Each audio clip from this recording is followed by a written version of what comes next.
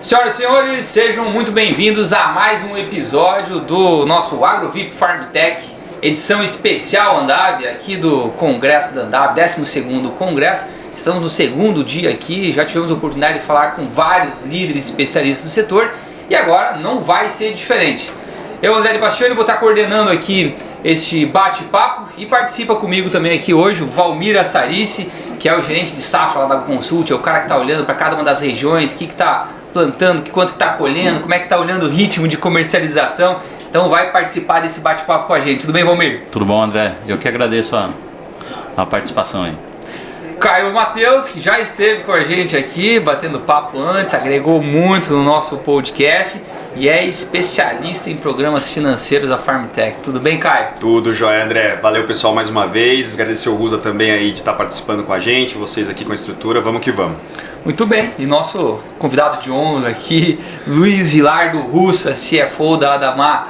Russa, obrigado por ter aceitado o nosso convite aí, vamos bater um papo aí sobre o mercado. Que isso, é um prazer e uma satisfação estar aqui com os amigos e parceiros de negócio. E bom, né? Bom tá reunido no congresso, acho que é uma das grandes vantagens, né, de fazer um modelo de congresso como esse, com expositores que se aproveita para rodar, coloca o papo em dia, conversa de futebol também, né, Rosa? Também. Tem Verdão hoje, é? Tem, hoje tem. Aproveitou. Estou nervoso. Não, e ontem teve ali a bateria da Mancha aqui que fez um show pra gente. Bateria da Mancha então, teve vai aí, ser campeão cara. de novo, né? Vai sair com um tema aí de agro, então aí vai ficar campeão difícil. de novo. Se depender do tema, já é campeão. Já é. É isso aí. Muito bem. Rusa, vamos começar então esse bate-papo aqui. Queria que Bora você lá. se apresentasse, falasse um pouco da tua trajetória aí, pra gente saber quem que é Luiz Vilardo Russa. Vamos lá. Bom, Luiz Vilardo Russa, paulistano da Gema, né? Então tô em casa, sempre bom vir na Andave, que eu resgato um pouco das origens, né? Tô há um tempinho fora de São Paulo já. E tamo aí, cara. Comecei minha carreira sempre na área financeira, trabalhei muitos anos na indústria farmacêutica, foi minha grande base, minha grande escola.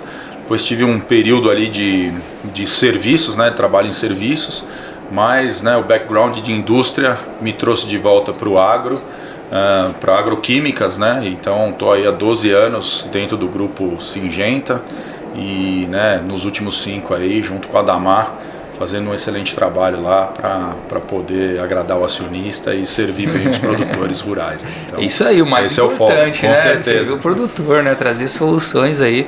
E sempre quando a gente fala com o pessoal da indústria de químicos, né? Crédito e a parte financeira, sei lá, é mais de 50% do negócio. Porque sem crédito, químico não roda, né? Não tem como, né? É um mercado de risco, mas que com boas gestões aí a gente consegue, né, trazer muita solução pro campo, né? Acho que isso é o mais importante, e não só para o produtor rural, né, mas acho que para todo mundo que está inserido na cadeia.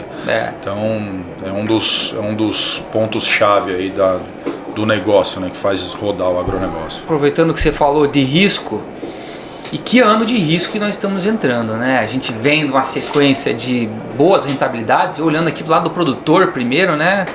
Produzindo bem, com rentabilidades boas que a gente vinha ao longo dos últimos anos.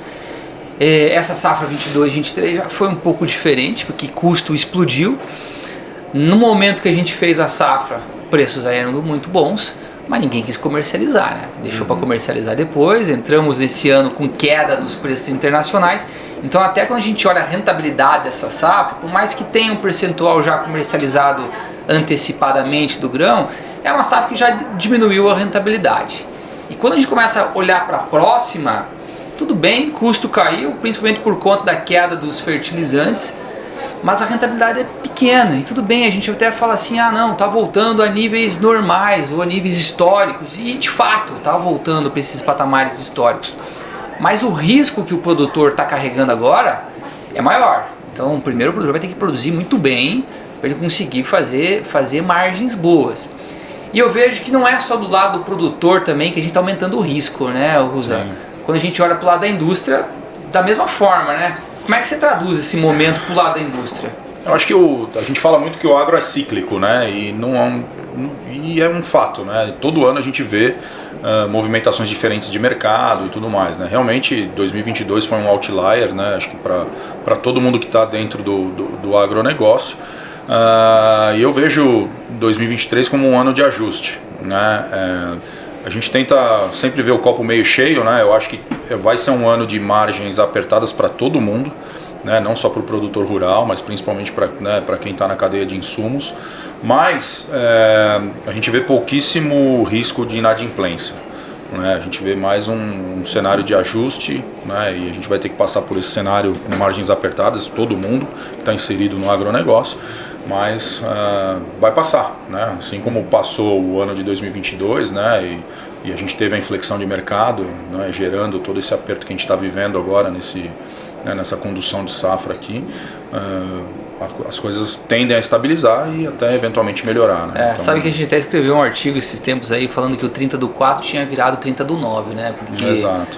O produtor não tinha comercializado soja e falou assim, não, me dá mais tempo, e queria já vincular a venda do milho. E a grande preocupação era que esse 30/9 virasse, vamos lá, abril do próximo ano. Mas eu concordo com a tua visão de que não, isso não está acontecendo. O produtor, claro, tem casos excepcionais, né? Mas o produtor tem trabalhado um pouco melhor, acabou comercializando um pouco mais agora ao longo desse último mês e tem pago as contas, né? Tem pago. Acho que a gente tem que ver oportunidade, né? Onde tem também dificuldade, né? Então, assim, quando você olha, imagino que não é uma exclusividade da Damar, mas a Damar é uma empresa que busca muito isso, né? Então a gente fez bastante negócio com grão, né? Então a gente pegou o grão disponível e fez negócio para poder servir o produtor rural, né? Então foi uma oportunidade que cresceu bastante por conta da alta disponibilidade, né? Então a gente conseguiu encontrar formas também de passar esse desafio da falta de liquidez do mercado e assim por diante, né? E obviamente a gente conta aí sempre com os parceiros de negócio, né? A Farm tem nos suportado bastante, né? A gente tem um fundo recorrente lá com eles, um FDIC de pé, que nos ajuda bastante a monetizar um pouco, né? Esse risco de longo prazo que a gente tem. Então tem um ponto que eu sempre comento muito com o Ruza e com o pessoal, né? Que cada ano, até você falou muito bem, né? Cada ano é um ano, né? Cada ano tem um desafio novo, às vezes um copo meio cheio, um pouco meio vazio. Mas na parte financeira, uma coisa que eu percebo muito, né? Para quem está na parte financeira do agro, a gente vê muito o financeiro como uma receita de bolo. Às vezes tem que colocar um pouco mais farinha, um pouco mais fermento e etc. E a pessoa que está, né? Uma pessoa como o Ruza, na cadeira do Ruza, já trabalha ali com um mercado que tem ali grandes níveis de capital de giro, grande necessidade de crédito. Então, assim, é um mercado que eu falo que quem está no financeiro ali tem que entender muito do que está acontecendo, né? E eu acho que as ferramentas financeiras, elas tendem a dar o suporte para que passe esse desafio, né? É um desafio muito grande, né? A pessoa que está no financeiro do agro, ela tem que saber muito bem a receita e dosar muito bem nas medidas certas. Eu vejo muito como períodos assim de mercado, acho que aí se demonstra mesmo muito necessário a gente tá sempre se reinventando, né? E aproveitar até esse momento, né? Até a gente veio pro lado do crédito aqui. É um momento que passaram a surgir soluções inovadoras, né? Eu digo que a gente sempre foi muito dependente do Plano Safra, e é engraçado, né? A gente fala Plano Safra, quando que vai divulgar, como é que vai ser. O Plano Safra ficou velho, né, cara? Se não fosse esse aumento da taxa de juros agora, acho que ninguém estaria falando mais de Plano Safra. E a agricultura, ela já tem total condição de seguir sem o Plano Safra e a gente pensar em estruturas mais inovadoras, em estruturas que sejam mais ágeis e tragam outros atores também para a mesa, porque querendo ou não, todo mundo quer participar do agro, né? O agro é o queridinho, é pop, não, eu quero colocar dinheiro no agro, mas não existe a forma de você chegar, a questão que a gente sempre fala, né? Como levar a Faria Lima até o produtor. E eu acho que esse momento que a gente está vivenciando é muito positivo, porque a gente passa a ter tecnologia para conseguir trazer esse recurso, era um recurso que talvez nem fosse para o agro, e passa para o mercado, porque disponibilidade de risco no mercado é o que mais tem. Pois é. Né? Tem dinheiro para tudo que é tipo de risco, né? Só que a gente tem que fazer chegar ao lugar certo, né? Conseguir criar esse meio. Como é que vocês estão vendo, Ruza, essas novas ferramentas, vamos dizer, digitais, que têm trazido, inclusive, mais oportunidades aí de financiar o produtor? Sim. Eu acho que, só complementando o que o Caio falou, né? Esse ano é um ano complexo, né? Então a gente usa mais ferramenta financeira. Eu acho que, independente do andamento do mercado, o maior desafio que a gente vive no agro é capital de giro, né? Necessidade de capital de giro, né? Então a gente tem ciclos operacionais muito longos, né? Então se eu olho só para minha para minha indústria, né, indústria de agroquímico, a gente está falando aí de ciclos de ano e meio.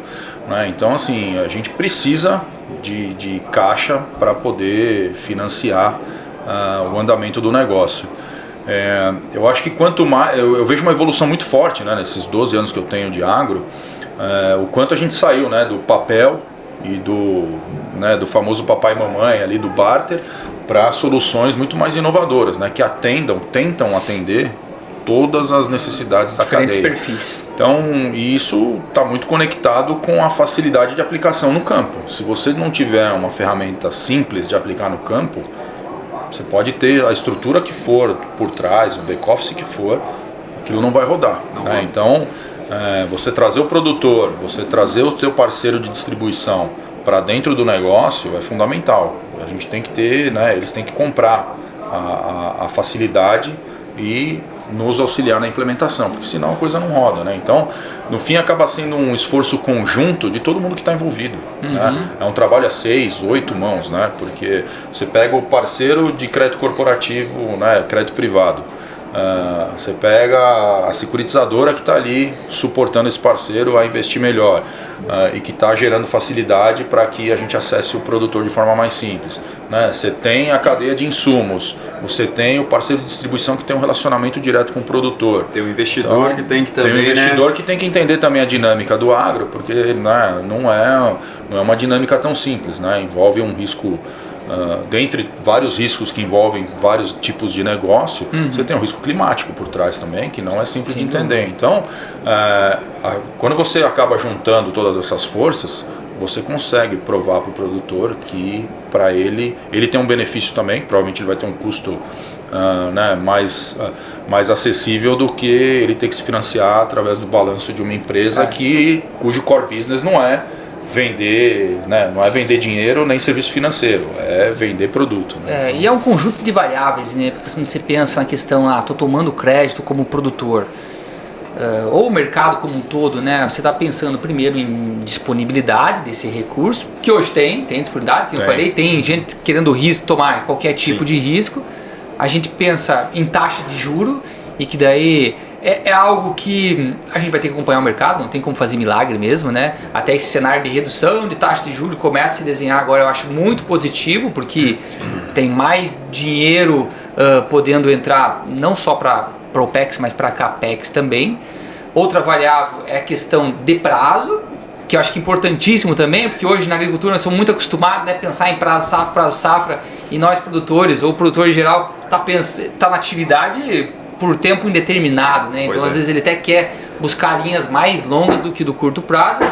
E por fim, eu acho que não menos importante é toda a questão de operacionalização, né? Assim, que nem você falou, pode ter recurso, pode ter taxa, pode ter prazo, mas se também não for simples o produtor entender de operacionalizar, não vai acontecer. Ele não vai aderir à solução, não tem jeito.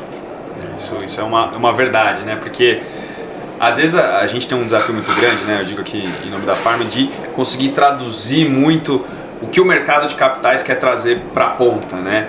E o produtor e a distribuição como um todo, eu falo por mim, ela não aceita desaforo, ela tem que entender, tem que colocar no negócio, porque ali tem que ser uma coisa simples, né? Então acho que a questão da digitalização, ela passa muito por isso, né?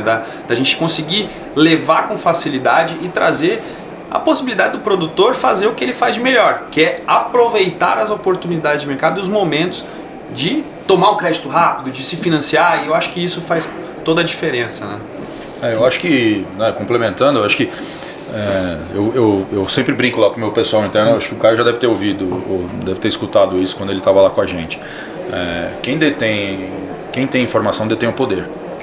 Então eu acho que vocês, a gente acessa, né, produtor, a gente acessa a cadeia de distribuição, mas vocês estão muito mais conectados, né, com todos os elos da cadeia. Vocês têm muito mais informação, então vocês têm uma possibilidade de contribuir ainda mais do que vocês já contribuem, né?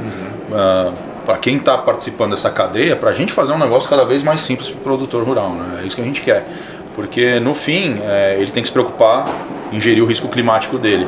né? Ele devia se preocupar menos com o custo financeiro, né, com a parte administrativa, obviamente ele tem que cuidar também, mas eu acho que a gente tem oportunidade de melhorar ainda mais, né? As coisas cresceram demais, tem muita coisa aí, e eu acho que vocês têm um papel fundamental nisso tudo, não só no crescimento que já aconteceu, mas né, que está por vir também. Obrigado pelo reconhecimento também. Eu acho que esse nosso podcast é para isso também, né? Para trazer conteúdo para todo mundo. Sim, claro. E de uma certa forma, né, o produtor gosta de fazer aquilo que ele sabe fazer, que é produzir. E que produção, né, Valmir? Ao longo dos últimos anos aí, pega essa safra agora de soja, recorde absoluto em termos de produção, temos 8 ou 9 estados batendo recorde de produtividade. Estamos acompanhando agora a colheita do milho segunda safra, que de safrinha já não tem mais nada. Temos aí 5 estados batendo recorde. O próprio Mato Grosso com mais de 120 sacos de média de produtividade no milho, vai produzir quase 54 milhões de toneladas. E é uma produção gigantesca, né? Tanto é que a queda dos preços está muito relacionada a quanto que a gente tá produzindo no campo. Fala um pouco pra gente, Valmir, como é que tem sido esse acompanhamento aí, até mesmo dessa safra agora? Eu acho que de todas essas dificuldades e de ferramentas que a gente colocou na mesa, eu acho que a produção foi o grande fator positivo desse ano, né? Então, apesar da dificuldade, como a gente já mencionou, não comercializou, teve que buscar mais recurso para fazer a safra ela veio forte. Primeiramente na soja, como o André falou ali, 8, 9 estados bateram recordes de produtividade, eram produtividades inimagináveis até o momento.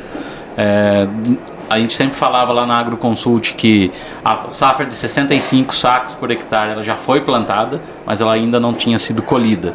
E esse ano ela já foi colhida em boa parte dos estados. Se a gente pegar a Bahia, nós chegamos com 68, quase 69 sacos de produtividade. É impressionante, né? Pensar produtividade média do estado, né? Nesses patamares. Do estado. E quando chama atenção, né? O Mato Grosso passando de 60, né? O Mato Grosso passando de 63 sacos. Era 58, 59, né? Então foi uma surpresa muito positiva. E esse mesmo movimento no milho. O Paraná produzindo muito bem no milho, apesar de um calendário totalmente tardio. Era o Mato Grosso do Sul a mesma coisa. Era a nossa preocupação lá na AgroConsult, esse calendário tardio, o grande risco climático, e não observamos isso no campo. O tempo foi passando, a geada não aconteceu e o resultado... E o calendário, se pensar, né, Mato Grosso do Sul e Paraná, um calendário totalmente atípico, né? Nós estamos colhendo ainda, né? Sim, André, e a colheita vai até setembro. Não vai acabar ainda em agosto. E não geou. E não geou, a sorte, né? Isso, né? Acho que esse foi o grande legado positivo, né? E acho que para contribuir ali também com... além dessas soluções que a gente tem trazido, acho que o nosso grande desafio é trazer soluções mais eficientes. Acho que esse é o grande termo, né, que o produtor tem que comprar, tem que enxergar e tem que levar a ele, né, tem que chegar na mão dele essa solução eficiente. Eu queria aproveitar agora e trazer então a nossa conversa para a próxima safra. Nós estamos aí no início do plantio da safra de verão, né? Milho inclusive está sendo plantado já no sul do Brasil. E esse foi um ano difícil em termos de andamento do mercado, né, Rosa? Primeiro por aquela questão que a gente falou, que o preço caiu demais, o produtor ficou segurando a comercialização da 22, 23 e com isso também não evoluiu na comercialização dos insumos. E isso traz consequências para o mercado, né? Porque quando a gente olha para dados de comercialização, eles estão muito abaixo dos anos anteriores. Agora, mais recentemente, fertilizante de fato andou, mas defensivos ainda estão baixos. E principalmente quando a gente regionaliza isso, tem diferenças enormes, né? Cerrado talvez andou um pouquinho mais, mas o sul do Brasil ainda bem atrasado. Como é que vocês estão vendo esse cenário aí e a consequência desse atraso no dia a dia da operação, Rosa? Isso traz com certeza uma pressão extra, né? Eu dei uma circulada aí nas indústrias aqui na Andave e eu acho que está todo mundo mais ou menos com o mesmo posicionamento, né? Em termos de volume de negócio. Todo mundo está bem mais atrasado no faturamento e quando você pensa, né, em pedido negociado ali com a distribuição, com os clientes diretos, está todo mundo ali com 70%, 73% do que precisa entregar esse ano, né? Então isso traz um risco enorme, acho que para a produtividade da safra, né, da próxima safra verão, porque a gente está vendo aí, né, a gente está coletando informação de que todo mundo está importando menos também insumos, né, e quando você fala de agroquímico, fertilizante não é diferente, né, mas fertilizante acho que já rodou um pouco, mas quando você pensa em agroquímico, A gente tem uma dependência enorme, né, de matéria-prima importada. Então, se a gente não começar a acelerar esse nível de importação, vai chegar uma hora que vai faltar produto, né? Então, o que a gente quer evitar, né? A gente quer atender o mercado e garantir além da isso, questão né? de talvez o produtor não usar todo o insumo necessário e afetar a questão de produtividade que você comentou, você acha que ele pode ter um problema logístico também? Acho que o gargalo logístico está inerente à congregação do prazo para a gente poder atender as janelas de aplicação e tudo mais, né? Janela de plantio e assim por diante. Então, eu sei que a cadeia de fertilizante já está sofrendo, né, com esse gargalo logístico. E a gente sempre fala, né? Todo ano a gente comenta do gargalo logístico, e por isso que a gente tem que espalhar um pouco melhor, né, o phasing de negociação. Mas eu acho que esse ano vai efetivamente se concretizar um problema sério aí de gargalo logístico, né? É o que a gente está se preparando para tentar minimizar isso, né, e conversando aí com os parceiros de distribuição para a gente poder acelerar o volume de negócio para não deixar tudo para a última hora, né? Espera-se que, né, a gente esperava que movimentação de herbicida estaria muito maior nesse momento do ano, né, mas acho que por conta de todos os atrasos que a gente viveu aí, né, vocês mesmos acabaram de comentar, né, tem região que está sendo colhida ainda, né, mas já tem região que está sendo plantada. Plantando. Então, secação, né, tem que acontecer, não vai dar para esperar muito mais, né? Então, vamos ver, esses próximos 15, 30 dias vão ser um bom termômetro para a gente ver como que a gente vai enfrentar esse ano complexo de aperto de margens até o final do ano calendário. Aí. Vou até aproveitar aqui a participação do Valmir para que ele compartilhe com a gente aqui alguns números. A gente faz esses levantamentos lá, né? O Valmir coordena todos esses levantamentos em relação a esse atraso, né? Quanto que está atrasado em relação à safra passada, Valmir? Eu até queria compartilhar os nossos números aqui. Se a gente pensar em termos de insumos, quando semente, fertilizantes e defensivos de forma geral, nosso número é que o mercado rodou em torno de 75%. Se a gente comparar isso com o ano passado, era quase 90%. Exato. Então já estava na reta final, né? Somente os repiques. E na nossa avaliação, o principal insumo que está atrasado é o defensivo. Não sei se para vocês é a mesma coisa também. A percepção é a mesma. A gente sente isso na prática. Então, em termos de defensivo, nosso número aqui a gente chega a quase 60%, e um pouquinho abaixo, 57% a nível Brasil, quando no ano passado ele já ultrapassava os 90%. Acho que é o maior insumo, né? O maior atraso desse insumo é o defensivo, né? E isso a gente está falando de safra verão, que estão começando a plantar agora, né? Até uma das mudanças que a gente viu nos nossos levantamentos, Rosa, foi a mudança de intenção de plantio. Milho verão já se consolidou para a gente uma queda de área. Porque também você tem a opção de troca pela soja. Sim. E a soja acaba ganhando mais espaço. E daí é justamente a questão de renda, né? Quanto que a soja está deixando comparado com o milho. Agora, essa preocupação, ela é latente também quando a gente pensa na segunda safra. E daí a segunda safra, acho que da mesma forma, né, Valmir? O mercado já devia ter andado muito mais do que andou até agora, né? Muito mais, André. A gente olhando em números do segunda safra, a gente acredita que rodou 1/3 da safra. Em torno de 30% da safra de insumos foi adquirido para milho. O ano passado esse número era quase 65%. Uma bela da diferença, né? Praticamente metade, né? Metade do insumo. E mais uma vez a cadeia dos defensivos, né? O ano passado o defensivos ultrapassava os 60%, tinha mais da metade já comercializado, e esse ano a gente estima em 15, 16%. É fato, a gente percebe isso no dia a dia, né? A segunda safra está muito mais atrasada do que a safra verão, né? Então, para ser bem transparente com vocês, assim, eu não tive uma discussão comercial do ponto de vista financeiro sobre segunda safra até o momento, né? Estamos aí 10 de agosto quase, então tá bem atrasado mesmo. Só que a segunda safra não tem muita opção de substituição, né? Não tem. Tudo bem, você tem o algodão, a gente já discutiu isso nos podcasts aqui também, mas cerrado ali praticamente é soja e milho. Soja e milho. Não tem opção. Não tem outra opção. Então, tanto que no nosso cenário a gente não vê redução de área de milho, talvez você não cresça mais aos ritmos que a gente vinha crescendo anteriormente, mas também a gente não consegue imaginar um mercado andando para trás no milho segunda safra. Mas tem muita água para passar debaixo dessa ponta que a gente começar a plantar. A boa notícia é que o produtor vai plantar. Ele não vai deixar de plantar. seja por custo, seja por atraso, né, gargalo logístico, ele vai dar um jeito de plantar. Então, agora, adequações de custo, né, provavelmente a gente vai ver. Ah, sim, com certeza. Acho que isso vai continuar ao longo do ano e eu vejo vocês são os especialistas nisso, mas eu vejo uma previsão da gente tentar manter os níveis, né, os níveis de custo e os níveis de precificação, os níveis que a gente está chegando agora. Acho que a gente está chegando no ponto de convergência e de estabilidade aí dessa começa a ter uma clareza um pouco maior, porque também até então, se a gente pensar até no barter, né, que é uma ferramenta importante para ajudar na decisão do produtor do que vai plantar e quanto vai plantar, a gente estava com pouca liquidez. Quando a gente olha para o milho 24 mesmo, a liquidez é baixa ainda.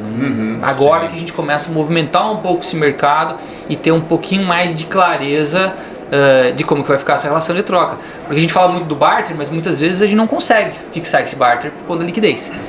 E daí isso acaba atrasando também a comercialização, né? Eu acho que tem um ponto aqui super legal do que você trouxe no começo, né, André, aqui. É justamente, a gente falou muito bem ali do plano safra, né, de como que esse crédito chega na ponta, e eu acho que tudo que a gente está vendo aí, ele acaba corroborando muito para a necessidade da gente ter ferramentas que sejam ágeis para que em cada vez mais a gente não tenha que sofrer gargalos operacionais, né, financeiros, etc. Porque a gente sabe que é um ano que vai necessitar de muita ação, muita rapidez na tomada de decisão, né? Então acho que a gente tem que estar super preparado aí para realmente suportar esse mercado andando, né? Porque é o que a gente acabou de falar, né? Não tem para onde fugir. De alguma forma a gente tem que atender e conseguir fomentar e suportar essa cadeia, né? E algo que a gente tem visto, né, Valmir, principalmente nos levantamentos que a gente faz, e o Valmir coordena muito isso, se há algo que o produtor não gosta, é ter que reduzir tecnologia. Pois é. Assim, hoje o produtor está focado em fazer 80 sacos de soja, em fazer 140, pelo menos 140 de milho. Ele planta para isso. É difícil a gente imaginar, né, Valmir? O produtor, não, vou plantar agora para eu colher só os meus 60 sacos aqui, tá bom. Não, ele planta para colher mais. Sem dúvida, André. Eu acho que o que traz para a mesa é que, assim, o primeiro mitigador de custo de produção, como que você abaixa o custo de produção? Produzindo mais. E ele está acostumado, né? Vem acostumando aos últimos anos produzindo mais. E para produzir mais a gente sabe que tem que ter um investimento. Sem investimento ele não vai conseguir. E também lá na AgroConsult, né, falando um pouquinho dos insumos ainda, esses insumos da safra de verão, acredito que ele vai ter que rodar. A safra está muito próxima de acontecer, mesmo atrasado vai ganhar ritmo, como o Buzo já comentou, nos próximos 15, 30 dias vão ser determinantes para comercialização e escoamento desse insumo. Agora, para o safrinha, eu acho que fica o clima. Na nossa visão lá, né, André? Eu acho que o clima é o principal mitigador de risco que ele está na mesa nesse momento. Se o produtor tiver um clima bom para o plantio, a safrinha tem um caminho a ser percorrido. Se o clima demorar a chover, a chuva demorar a regularizar, a safrinha vai ter um caminho um pouco mais difícil ao longo dos meses, né, André? Ou seja, boa parte da decisão de quanto plantar vai ficar pro... Vocês acham que pode ter uma diminuição de área significativa na safrinha? Então, ainda é cedo para falar em termos de milho safrinha. Eu vou até adiantar aqui, cortando um pouco a gente está fazendo um novo levantamento na AgroConsult essa semana de safra, e a tendência da redução do milho verão ainda ela continua. O milho verão que está mais próximo do plantio, o produtor não está contente com os resultados, se mostra muito mais favorável à soja do que o próprio milho. Com a opção, quando ele tiver a opção de deixar esse milho para a segunda safra. Então, uma redução de área para o milho segunda safra, nesse momento ainda ela é precipitada. Mas sim, vamos esperar o clima para ver como ele se desenvolve. Agora, mudando um pouco do rumo da conversa aqui, Rusa, até porque a gente está aqui na Andave, e esse é um tema recorrente aqui, a questão das consolidações no setor, né? E daí a gente tem grandes players aí que estão trabalhando com grandes consolidadores, mais de 50% das revendas já fazem parte de um grupo consolidador, e que traz aqui toda uma proposta de agregar uma série de serviços também, e não só dos produtos. A ADAMA não está participando dessa consolidação, porque muitas indústrias inclusive estão lá. E eu queria entender como que a ADAMA acaba se relacionando com esses grandes grupos. Tem um preferido, não tem? Trabalho com todo mundo? Qual que tem sido esse foco? Bom, vamos lá. A ADAMA tentou, né, enveredar para essa iniciativa estratégica uns anos atrás, mas a gente entendeu que a nossa estratégia de portfólio e a nossa estratégia de atendimento aos clientes não combinava muito com isso, né? Então a gente teria muita dificuldade de agregar ao negócio da Adamar a cadeia de distribuição também. Então a gente tem por estratégia ali ser, né, o segundo player dentro da prateleira do parceiro de distribuição, mas a gente quer ser o melhor fornecedor em termos de escolha para ele. Né? Então a gente adotou essa estratégia e a gente tirou o pé dessa intervenção na cadeia de distribuição, né? Digamos assim. E a gente entende que a gente consegue trabalhar com todo mundo, né? A nossa estratégia, até pelo portfólio que a gente tem, está muito conectada em poder atender todo mundo da melhor maneira, né? Então a gente quer aumentar nossa participação, nossa horizontalização em atendimento, e com isso a gente acaba tendo que trabalhar com todos, né? Então a gente tem boas parcerias com né, o que a gente chama aí dos distribuidores, né, corporativos. A gente está junto com eles, né, na estratégia, e a gente entende que esse é um movimento que teve uma aceleração muito grande, e agora ele vai ter que dar uma estabilizada, porque você tem, né, um modelo de atuação de uma distribuição familiar ou regional, como a gente costuma dizer, né, que acaba se confrontando, né, e tem que acaba criando uma certa ruptura para que eles consigam, né, conectar os pontos de operacionalização para poder continuar andando, que faz parte do jogo do mercado de fusão e aquisição. Então, né, você vem com fundos, né, de investimento, com processos, procedimentos, né, conformidades, níveis de conformidade, compliance, né, compliance. E aí você conecta isso com o nível de operação e relacionamento que um distribuidor regional tem, né? Então tudo isso faz parte de uma engrenagem. Então a gente entende que é um momento de estabilização, né, nesse movimento de consolidação, de adaptação, para depois eles voltarem, né, a crescer forte na o mercado não está tão favorável como talvez estivesse eu acho que exatamente. Anos. Então, né, mas a gente tem boas parcerias com eles e pretendemos continuar. Eles agora, fazem parte da nossa estratégia de distribuição. O que não dá para se furtar é da questão de estratégias de financiamento, de créditos, né, que a gente já vinha trabalhando, né. Eu queria aproveitar para que você falasse um pouquinho mais hoje dessa parceria da FarmTech junto com a Adamar, e o que vocês estão trabalhando aí para trazer soluções mais competitivas aí para o mercado. Sim, a Farm é, né, uma das parceiras que a gente tem lá de longo prazo já, né. A gente tem no nosso portfólio a gente tem 2 FIDICs recorrentes aí de pé, né. Um deles está com a Farm. Isso é parte fundamental da geração da gestão de necessidade de capital de giro dentro do nosso portfólio, né? A gente tenta compor a nossa necessidade de capital de giro com base num mix, né? E a gente, obviamente, usa as nossas próprias armas também para poder, né, gerar caixa de forma direta, né, com os clientes, mas a necessidade, né, do crédito privado é inerente ao tamanho do nosso negócio. Então a Farm tem uma participação muito grande, praticamente 50% de tudo que a gente gerou de caixa, né, em termos de utilização de instrumentação financeira. Eles tiveram participação direta aí com a gente, e são um parceiro que estão aí, vão continuar conosco para poder seguir adiante, né? Estamos falando de mais de R$1 bilhão, né? Então eles têm uma importância muito grande na gestão de capital de giro da Adamar. Não, eu acho que é sempre um desafio pra gente aqui, né? A gente sempre está em contato com a Adamar e em servi-los da melhor maneira, mas eu acho que tem um ponto super importante que a gente sempre tenta ser super propositivo, né? Sempre entender, Rusa, o que está acontecendo, o que a gente pode ajudar naquele momento, né? Tem algum processo que a gente pode lapidar, mas eu acho que o mais legal aqui, e aí eu digo como um todo aqui, que a gente sempre se adequa ao processo comercial do nosso parceiro. Então, nossa ideia aqui não é revolucionar a forma como é feito o negócio ou se intrometer na forma como a estratégia da companhia acaba se desenhando. Na verdade é suportá-los, e que nem o Rusa falou, a parceria de longa data, e se depender da gente vai por muito mais tempo. Eu olho e cobro três pilares, vamos dizer assim, nesse tipo de parceria, né, André? Eu acho que, obviamente, custo é um pilar super importante, né? O custo de capital, ainda mais no Brasil, né, tem uma relevância altíssima no resultado de qualquer empresa que opera no mercado brasileiro. E aí a gente olha em duas frentes a facilidade de operar, tanto com o meu pessoal interno na gestão e execução, na instrumentação, quanto na ponta com os nossos parceiros, né? Seja o produtor, seja o distribuidor. Então, esses três aspectos a gente não abre mão na hora de definir, né, as instrumentações financeiras e quem serão os parceiros que vão estar com a gente nisso. Então, né, a Farm está há um tempo com a gente, né, e tenho certeza que vão continuar nesse trabalho aí para a gente manter essa parceria de longa data. Boa.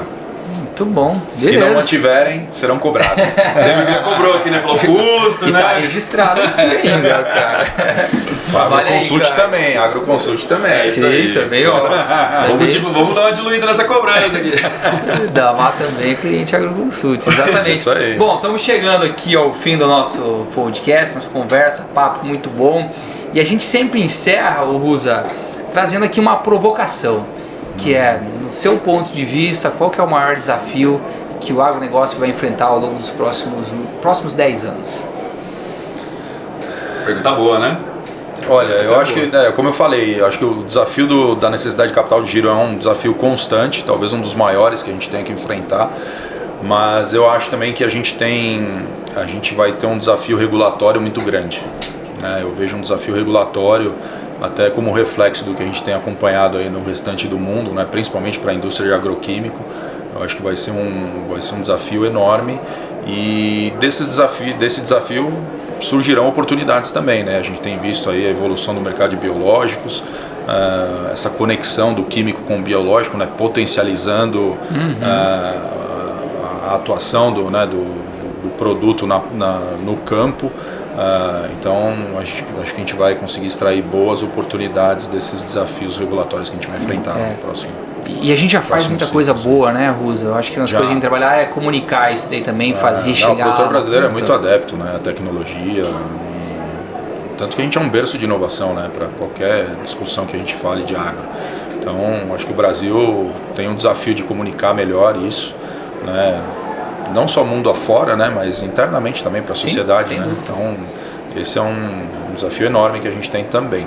Tem que fazer do agro pop também, né? Não é só dizer, né? De fato tem que estar incorporado na nossa cultura. Mostrar, né? É o que eu falo, a gente né, no final do outro século aí, gastava-se 10 vezes mais de ingrediente ativo por hectare, né, nas plantações. Então olha a evolução tecnológica que muitas frentes, não só da indústria agroquímica, mas de outras indústrias também trouxeram, né? Sem hoje, contar o nível de toxidez. A gente usa 10 vezes menos, né, ingrediente ativo do que se usava, com uma produtividade muito maior, né? Então a evolução tecnológica do agronegócio é algo fascinante. Então, acho que trazendo para a nossa realidade atual, acho que a consorciação do químico com o biológico, a gente pode ver isso no controle da cigarrinha do milho, né? Exato. A cigarrinha, ela surgiu há 2, 3 anos atrás, se expandiu a todo o Brasil, e esse ano a gente já viu ótimos resultados com o controle biológico e o químico. Exatamente. Muito bem lembrado, Romir.